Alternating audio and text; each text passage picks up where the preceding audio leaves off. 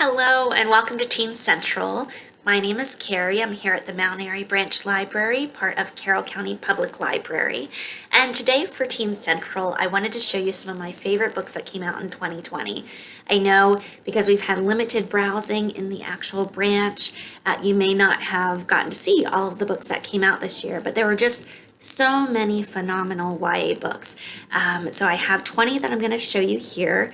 My goal is to show you 20 books from 2020 in 20 minutes or less. So I'll be moving through them really quickly with just really brief descriptions, but know that you can get all of these, the physical books here at CCPL. You can place them on hold, do an express pickup, and set your appointment time for the express pickup, or you can go to our website and log into Libby or Overdrive so that you can get an ebook version of these as well. You just go to www.library.carr.org for any more information about those services, or call your local branch as well. So to get started off, I'm going to start with realistic fiction. I've kind of put everything in by topics. So if you're interested in realistic fiction, these next few books are for you. This one, Little Universes by Heather Demetrios. It is really a wonderfully written book. It's a little bit longer. It is very heavy. It deals with heavy topics. So these two sisters, Hannah and May, they're kind of starting their life over. Their parents took a vacation to Malaysia and they were killed during a tsunami. So these two sisters now have to move from their home in California to Boston. Everything changes. They're exploring their own identity. And it's kind of like a coming of age, but they're dealing with their grief and dealing with this new configuration of their family without their parents. So it's really heavy, but an excellent read. It's very cathartic, a great realistic drama if you are into that. Another realistic read by Jennifer DeLeon, Don't Ask Me Where I'm From. So this, the main character, Liliana, she lives in Boston. There's a lot of separation in her life. There's issues at home. Her dad has left. She doesn't know where he is. But she hears whisperings of her mom on the phone at night, as well as in her community. So she lives in a community in Boston that is not very well off and wealthy, and there's this huge separation by this really wealthy community versus her community. She is then drawn in through a program to attend school in the wealthy part of town, which is also there are a majority of white kids that go there as well. So she's trying to deal with her identity as a person, trying to fit in. Does she need to change who she is in order to fit in and move forward? So really fascinating, really, really great read. Not super long, but really fascinating and moving. Next, another really moving book. Really, it's a call to action. This is My America by Kim Johnson. So the main character in this book, Tracy, she's 17 years old. And what she's dealing with her family is that her father is incarcerated. He is currently on death row for a crime that he did not commit.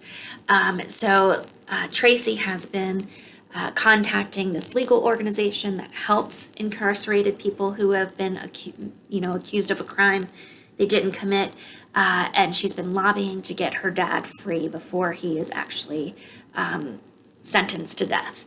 While this all happens, the plot kind of turns, and her brother is accused of a similar crime. So now she's dealing with that. And the repercussions of that as well. So this is My America, like I said, it's really a call to action.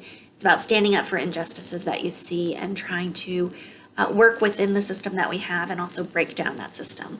And even though it's a fictional book, it's got a lot of really, really fantastic information about the current incarceration rates in this country and about that whole situation. So I encourage you to read this, My America. Next, Tiffany Jackson's newest book, Grown, just came out this year. This is another fascinating drama, kind of turned mystery thriller almost. So Enchanted is the 17-year-old girl. She's extremely talented.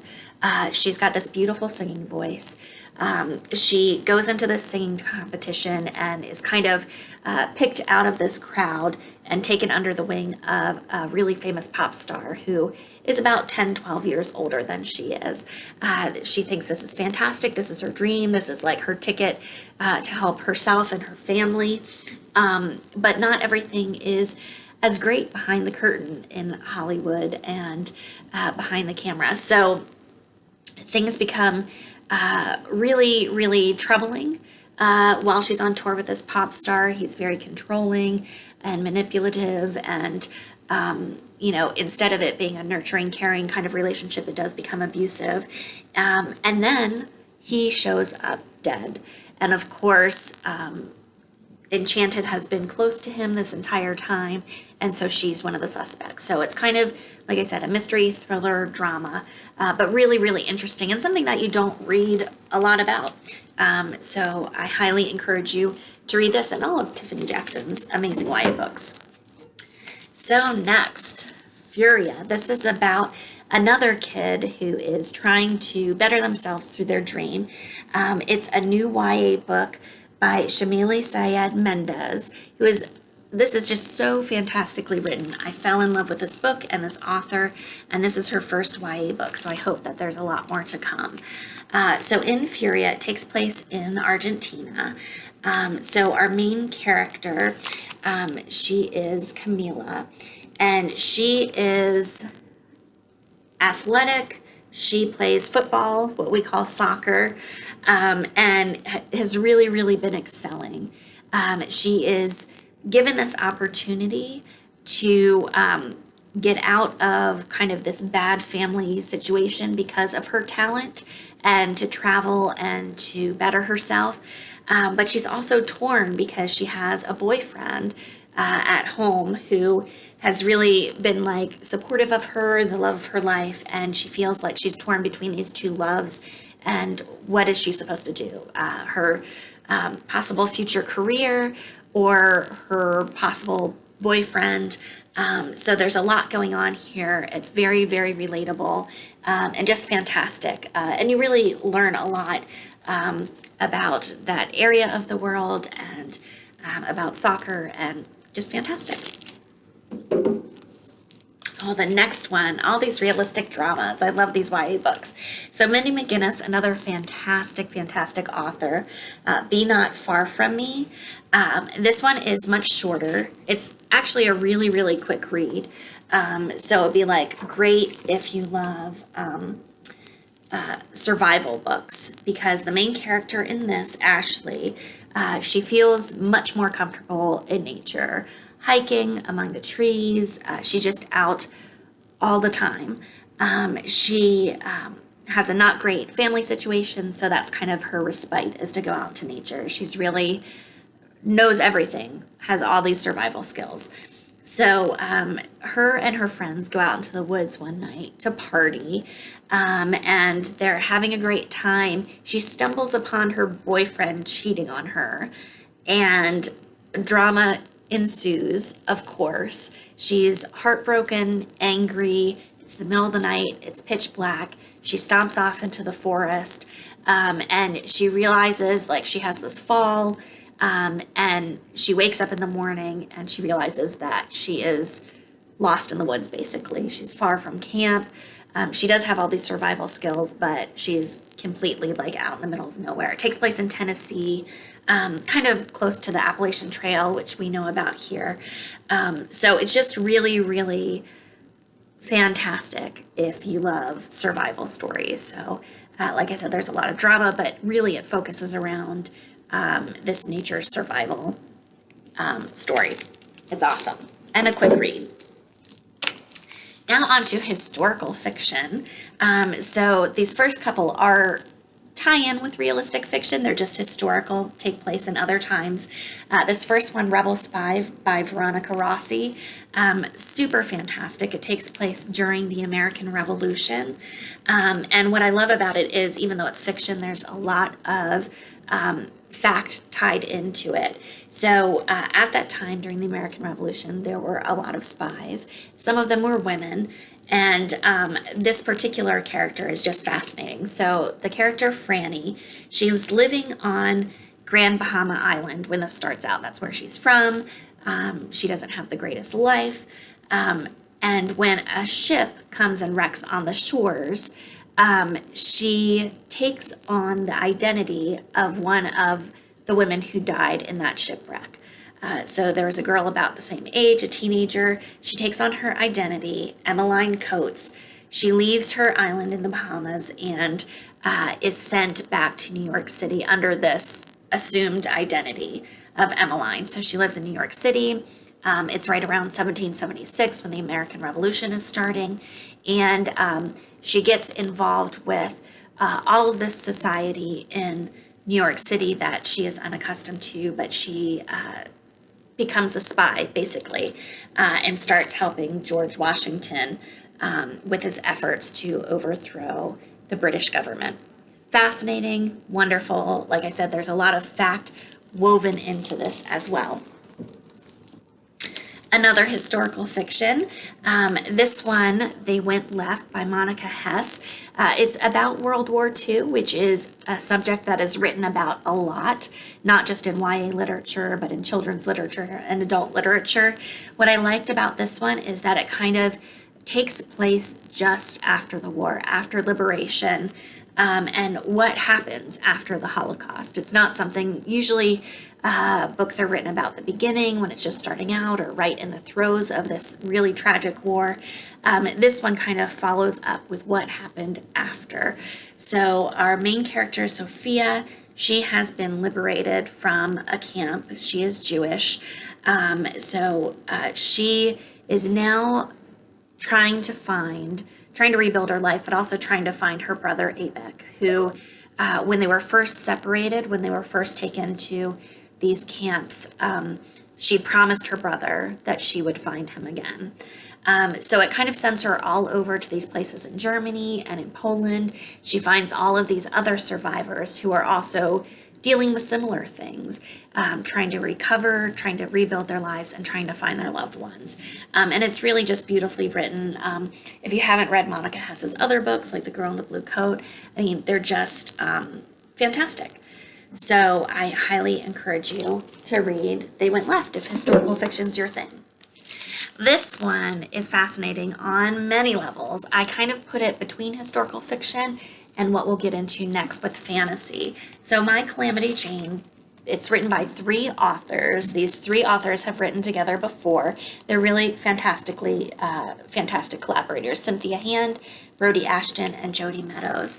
So My Calamity Jane, as you might guess, takes place during the Wild West in America. So it's historic fiction in that sense.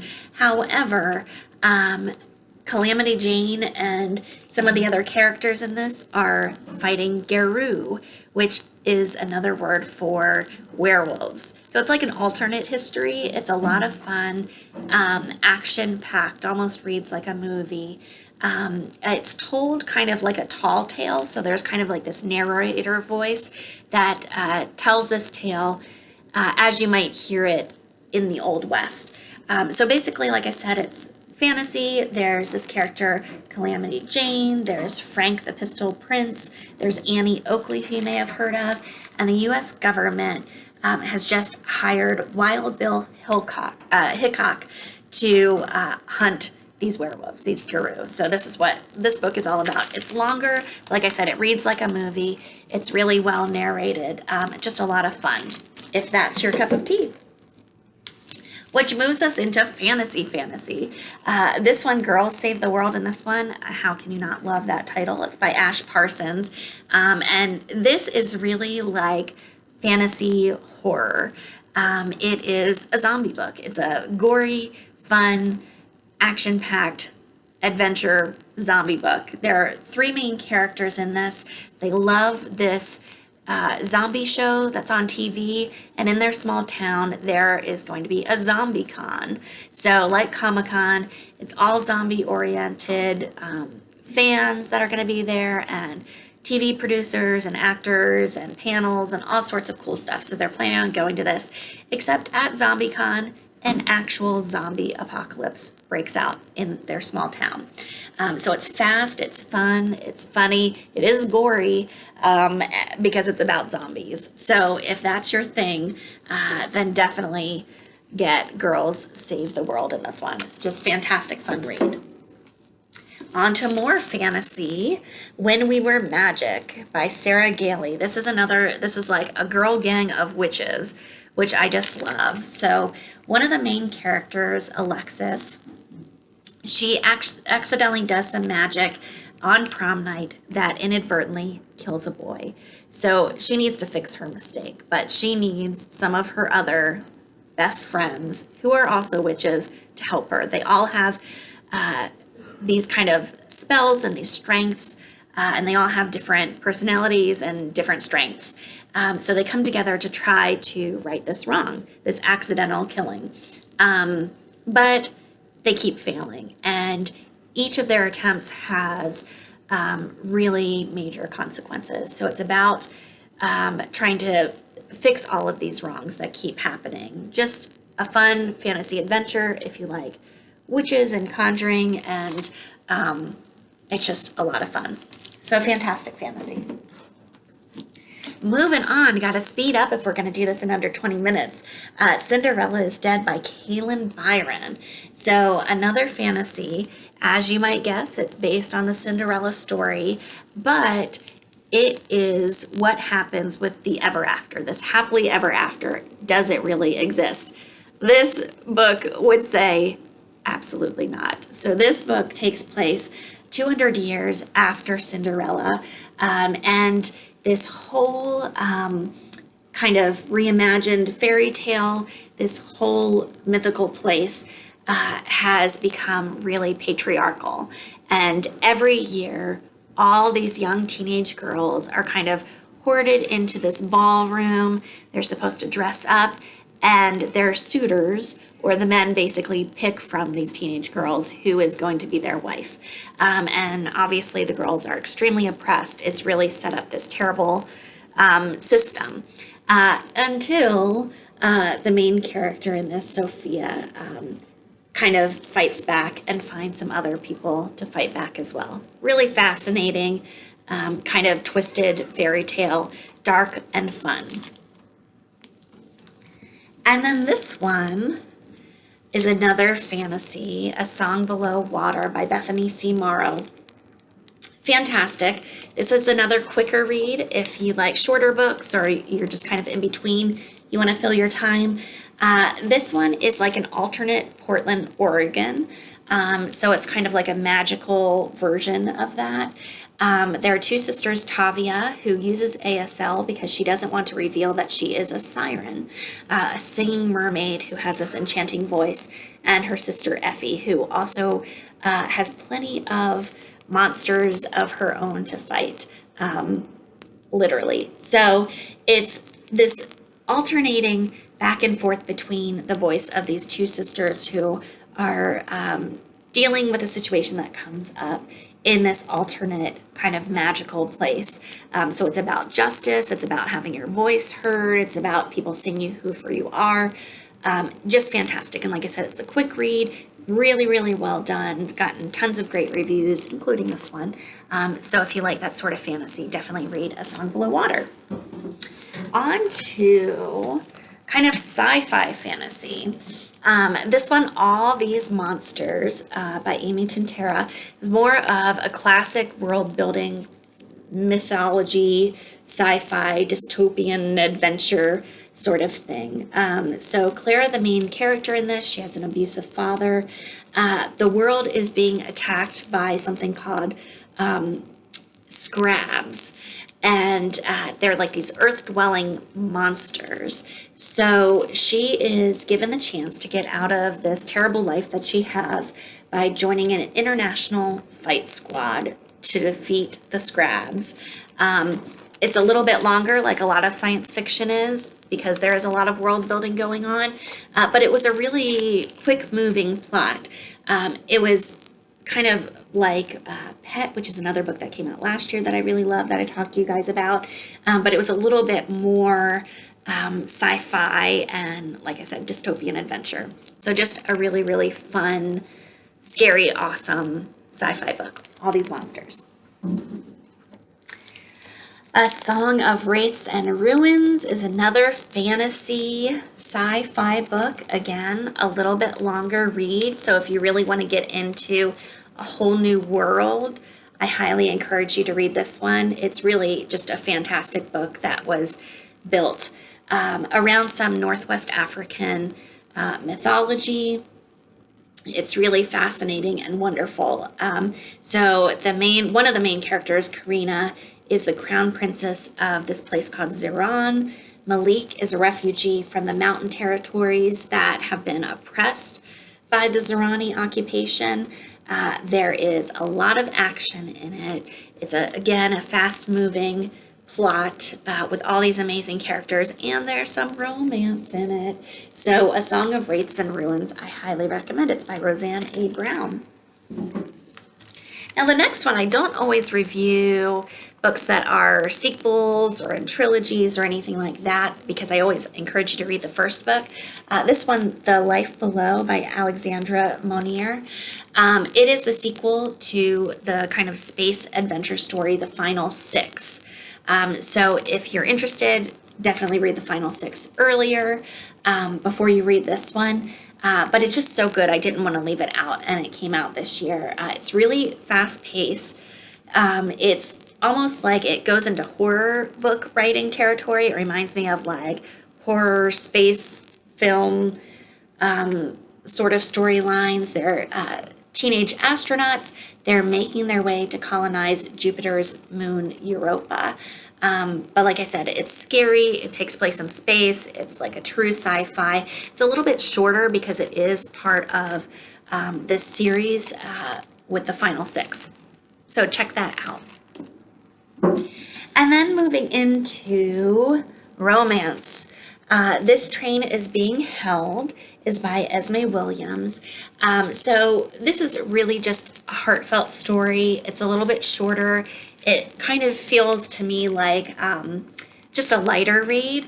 There are 2 characters, Issa and Alex. They both live in New York City, but they both live very, very different lives. And just through this chance meeting on the train, they kind of found each other. Issa is from a really well-off family. She's this fantastic dancer. Alex is a baseball player. He's under a lot of pressure from his dad, who is an ex-pro baseball player. But Alex has this like sensitive, observant side. He's a poet, and he starts leaving notes and poems for Issa on the train where they met, because they're kind of like these 2 worlds colliding in this one space. It kind of shows these 2 very, very different New York families. So it's sweet. It's, like I said, it's heartfelt. It's a quicker book, just an enjoyable read. This one, Mad, Bad, and Dangerous to Know by Samira Ahmed. This is just a fascinating book. The plot is so interesting and twisty-turny, if you like that sort of thing. It's a shorter read, but it took me a little bit longer to get through it because there's just so much packed into it. I wanted at first to call it realistic fiction, and it's not. There's mystery in it, there's love in it, so I put it here with the romances.